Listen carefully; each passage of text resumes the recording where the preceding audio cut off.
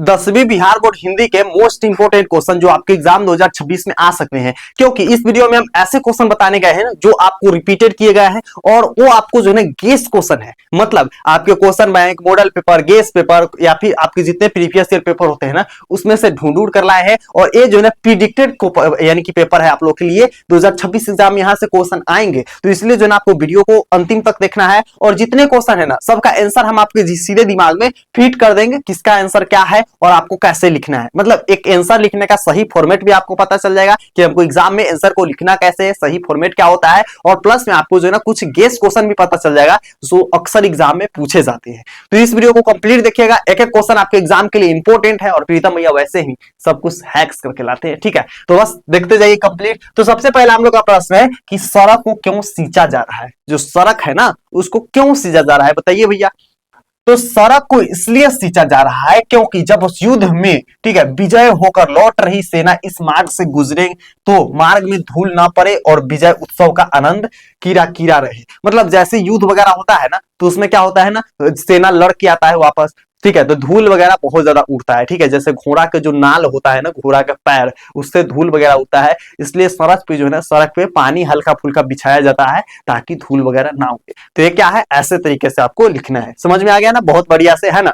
चलिए हम लोग का अगला क्वेश्चन है कि करवक के कवि को सोच क्या है बताइए। जो करवक का कवि है ना उसका सोच क्या है, क्यों, क्या सोच है उसका।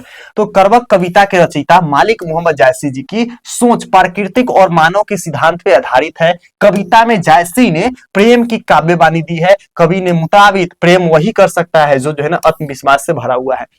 मतलब अगर किसी के अंदर अपने आप पे विश्वास है तो वो दुनिया का कोई भी चीज कर सकता है। जैसे नहीं कहता है कि अगर किसी के पास आंख भी है ना, सब कुछ सही है और वो जो है ना हमारे समाज के लिए बेहतर काम नहीं कर रहा है तो उसका कोई फायदा नहीं है। और कवि मोहम्मद जायसी जी का जैसे चंद्रमा में दाग होता है ना, फिर भी वो पूरा दुनिया को अंजोरा किया रहता है, उसी प्रकार से जो है ना कवि मालिक मोहम्मद जायसी जी की एक आंख होते हुए भी वो जो है ना दुनिया को अंजोरा कर रखा है। ठीक है, तो इसमें कहते हैं कि हमें जो है ना ये कविता को क्या लिखा है, आंसुओं से सींच कर लिखा है, खून का लेई बना करके लिखा है, बहुत मेहनत से लिखा है। इसलिए जो मेरे कविता को पढ़ेगा ना वो हमेशा एक शब्द में तो मुझे जरूर याद रखेगा, इस तरीके से बोलते हैं। ठीक है, चलिए आगे हम लोग यहाँ पर आ जाएंगे। अगला क्या है भैया जी, तो यहाँ पर आगे है कि गांव का जो घर कविता है ना, कवि किस प्रकार की बात कर रहे हैं। सो गांव का घर कविता है ना उसमें कवि जो है ना किस प्रकार की बातें कर रहे हैं। ठीक है, समझना है। गांव का घर कविता में कवि ज्ञानेंद्र पति ने गांव की घर की बात कर रहे हैं। यह कविता गांव के घर के अतीत वर्तमान के अंतर को दिखाती है। इस कविता में जो है ना कवि ने गांव की घर की मर्यादा, संस्कृति, पहचान और जो है ना सहजता को नष्ट करने वाली शहरीकरण के जो है ना खतरों में बताया गया है कि किस प्रकार से पहले जो है ना लोग गांव का चौखट बनाता था ना तो इतना नीचा बनाता था कि कोई भी अंदर अगर व्यक्ति जाए ना तो अपना सर को नीचे करके जाए। लेकिन अब जो है ना सब सोचता है कि हम अपना शहर जैसा गांव को बना दे। यानी सब अब जो है ना गांव का धीरे धीरे विलुप्त होते जा रहा है, संस्कृति मर्यादाओं को, कि कैसे अगर कोई बड़े बुजुर्ग व्यक्ति है उसके सामने महिलाएं जो है ना घूंघट में रहती थी, है ना, तो इस चीज को अब जो है ना नहीं देखने को मिल रहा है। धीरे धीरे चूल्हा चौकी हट रहा है, गैस वगैरह आ रहा है, मतलब अब जो है ना धीरे धीरे गांव जो है ना शहर में परिवर्तन होने लगा है। तो इस चीज को कवि ने बताया है। चलिए आगे हम लोग का क्वेश्चन भैया क्या है, तो अगला हम लोग का क्वेश्चन आ जाएंगे क्या है भैया जी, तो यहाँ पर है कि गांव में, ये तो बता दिए। ठीक है, चलिए यहाँ पर हम लोग का नेक्स्ट क्वेश्चन है। ठीक है, नेक्स्ट क्वेश्चन क्या है भैया, मुक्ति बोध किस परीक्षा में असफल हुए थे। अगर एग्जाम में पूछे जाए दिया जाए तो आप कैसे बनाइएगा। तो गजानन माधव मुक्ति बोध मैट्रिक की परीक्षा में असफल हुए थे, जिसके बाद जिन्होंने स्वस्थ अध्याय के माध्यम से अपनी शिक्षा जारी रखी थी।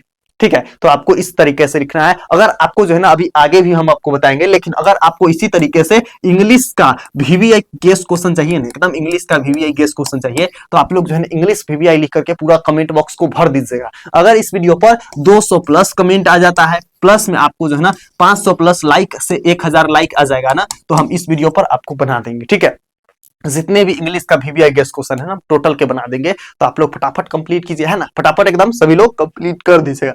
चलिए आगे हम लोग यहाँ पर क्वेश्चन आ जाएंगे, इसको हम बताए हैं।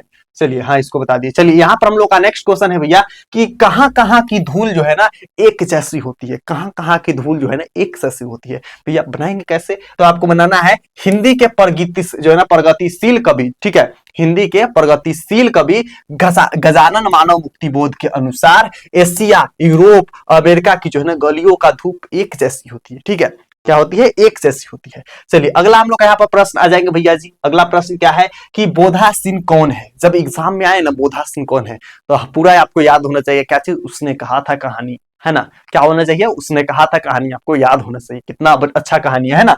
तो यहाँ पर बोधा सिंह उसने कहा था शीर्षक कहानी के सूबेदार हजारा सिंह के क्या है, पुत्र है भैया, पुत्र है। जो हजारा सिंह था ना सूबेदार, उसका पुत्र है। ठीक है, तो आपको इस तरीके से लिखना है। तो आप लोग क्या कर लीजिएगा, वीडियो को लाइक कर लीजिए फटाफट। आप लोग लाइक नहीं करते हैं जी, कंजूसपन करते हैं, कंजूसपन नहीं करना है। 1 सेकंड में लाइक होता है ना, 1 सेकंड में लाइक होता है, सब्सक्राइब भी होता है, तो फटाफट आप लोग कीजिए। चलिए अगला हम लोग का क्वेश्चन आ जाएंगे भैया जी, क्या आ जाएंगे अगला क्वेश्चन, तो गंगा पर पुल बनाने में अंग्रेजों ने क्यों दिलचस्पी नहीं दिखाई।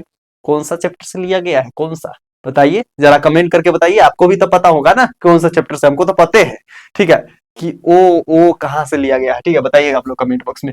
गंगा पर पुल बनाने में अंग्रेजों ने इसलिए दिलचस्पी नहीं दिखाई ताकि दक्षिण बिहार के बागी विचारों का असर चंपारण में देर से पहुंचे। इस तरह चंपारण पर वर्षों तक ब्रिटिश साम्राज्य की छात्र सायाबला शासन जो है ना चलता रहा। ठीक है, तो आपको इस तरीके से अगर ये प्रश्न आए तो आपको आंसर को चिपका देना है, लिख देना है ना, लिख दीजिएगा ना, कोई दिक्कत नहीं ना होगा, बिल्कुल दिक्कत नहीं होना चाहिए।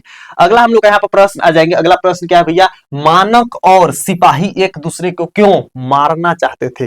जो मानक थे और सिपाही थे वो एक दूसरे को क्यों ढिकचियां ढिकचियां गोली मारना चाहते थे, बताइए। तो यहाँ पर लिखना है कि मानक बर्मा की लड़ाई में भारत की ओर से अंग्रेजों के साथ लड़ने गया था, दूसरी ओर पक्ष के जापानी थे। सेना एक दूसरे को दुश्मन होते हैं क्योंकि वे अपने अपने देश के प्रतिनिधित्व करते हैं। मानक और सिपाही अपने एक दूसरे का दुश्मन समझते थे, इसलिए एक दूसरे को मारना चाहते थे। सिंपल बात है कि सेना जो है ना सब अपना अपना देश को बचाने के चक्कर में रहता है सेना लोग, है ना, और एक दूसरे को दुश्मन होते हैं, तो इसलिए जो है ना मानक को सिपाही मारना चाहता था, मानक क्योंकि एक सिपाही था। चलिए अगला हम लोग यहाँ पर प्रश्न आ जाएंगे। अगला प्रश्न क्या भैया, जीवन में विद्रोह का क्या स्थान है, ये चीज बताइए। जीवन जो है ना, जीवन में विद्रोह का क्या स्थान है, ये चीज हमें बताइए। ठीक है, लिखना कैसे है, भय से मुक्त होने के लिए व्यक्ति को विद्रोह करना पड़ता है, अतः जीवन में विद्रोह का महत्वपूर्ण स्थान है। अगर आपको डर लग रहा है तो आपको जो है ना विद्रोह करना जरूरी है।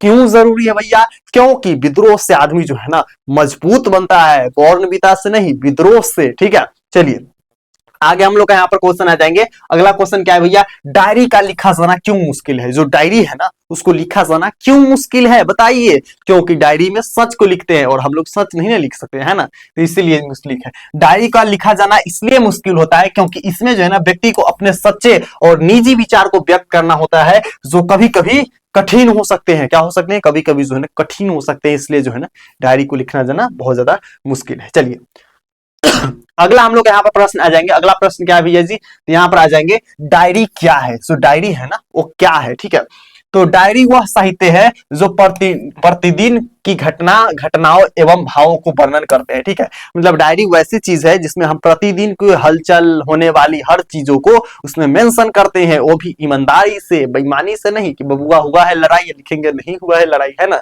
आपको पूरा सच्चे मन से लिखना पड़ता है। चलिए अगला हम लोग यहाँ पर देखिए, ये है धमाका नोट्स का प्रूफ, जिससे हर साल एग्जाम में एक एक क्वेश्चन लड़ता है। तो अगर अभी तक धमाका नोट्स नहीं लिए हैं तो डिस्क्रिप्शन बॉक्स में और पिन कमेंट में आपको मिल जाएगा नंबर, उस पर कॉल कीजिए, धमाका नोट्स का डेमो मिल जाएगा, आप वहां से देखिए और धमाका नोट्स जरूर ले लीजिए, क्योंकि बहुत ही यह बेहतर नोट्स है और इसमें से सारे क्वेश्चन एग्जाम में टकराते हैं। एक एक क्वेश्चन 2026 एग्जाम में रहेंगे, क्योंकि आप प्रूफ देख सकते हैं 2025 का एक एक क्वेश्चन मैच किया गया था। और यहाँ पर देख सकते हैं बहुत ही बढ़िया बढ़िया मार्क्स भी सबको आया है। ठीक है, दीपक भैया खुद खास तौर पर यह नोट्स को बनाया है, एकदम बेहतरीन मार्क्स है और दीपक भैया का खुद बढ़िया मार्क्स आया हुआ। मतलब आप अगर इसको ले लेते हैं तो आपका तैयारी जो है एकदम गर्दा गर्दा उठ जाएगा। डिस्क्रिप्शन बॉक्स में आप ले सकते हैं। बाकी इस वीडियो का आपके जितने दोस्त हैं सबके साथ शेयर कर दीजिए। अगर अगला वीडियो किसी टॉपिक पर चाहिए तो आप कमेंट करके बताइए कि हाँ भैया इस टॉपिक का हमको नेक्स्ट वीडियो चाहिए। ठीक है, और मिलते हैं आप लोग को नेक्स्ट वीडियो में और आप लोग का कमेंट की रिप्लाई में। तब तक love you and bye bye champion. Share जरूर कीजिएगा आप लोग।